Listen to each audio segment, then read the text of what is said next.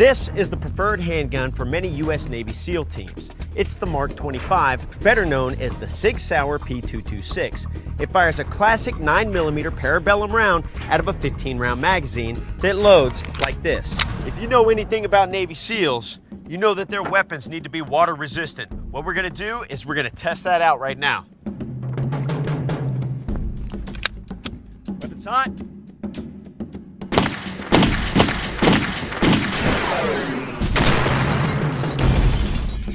P226 joins a select list of special operations or Spec Ops handguns. It begins with Colt's M1911, the U.S. military standard for nearly a century. The Mark 23 is the first .45 caliber pistol adopted by U.S. Special Forces since the M1911. It first came into service in 1996 after some of the toughest military testing in history. It survived being submerged in seawater, dropped, frozen, and fired over 30,000 times. With a suppressor, the Mark 23 is nearly 1.5 feet long. But now, a new Spec Ops sidearm finally combines big caliber and small profile.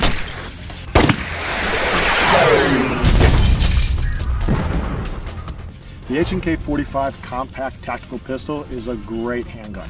It felt great inside my hand, and I was actually surprised that the kickback wasn't more than what it was. Modern-day Special Ops pistols like the P226 carry multiple rounds in easy-to-load magazines, but it's taken almost 500 years to get here. Sam Colt was the guy to really get it down, and he did it with a rotating cylinder that had successive charges. Mauser's C96 pistol is just the beginning for semi-automatic firepower.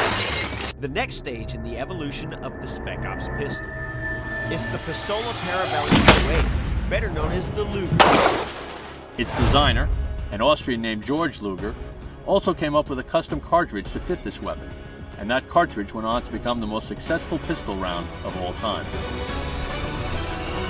The PPK is compact, so its mag only holds 7 rounds, but the muzzle velocity is fierce for its size. The Russians came up with their own 1911 style pistol, the TT-33, which was chambered for their 7.62 by 25 Tokarev round. How does it hold up? It's a pretty robust gun, and it served the Red Army well. It was their main sidearm during the Second World War. The Spec Ops handguns of World War II are precision weapons used by elite fighters. But the U.S. also produced a crude Spec Ops pistol, designed for anyone daring enough to use it. The Liberator pistol of 1942. My target is just 20 feet away. I know I'm a bad shot, but at this range, I definitely should have hit that target. Any other weapon, that would have been very hard to make. Wow. You do have to be right on top of your target in order to engage effectively and accurately with this. The Desert Eagle was designed in the U.S., but most are built in Israel.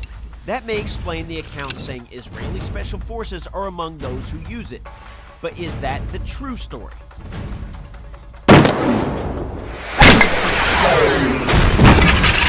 This is the Glock 26. It's the subcompact version of the Glocks. It's a 9mm, has a 10-round magazine, and a muzzle velocity around 1,200 feet per second. Now, when we talk about special operations applications, where do we see this used? We see a lot of different special operations, specifically some Israeli Special Operations Forces and intelligence agencies.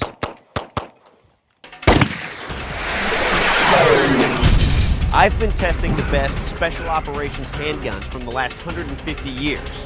And although the guns have changed, they all share one common trait. They're always the most reliable, most accurate, and most lethal pistols of their time.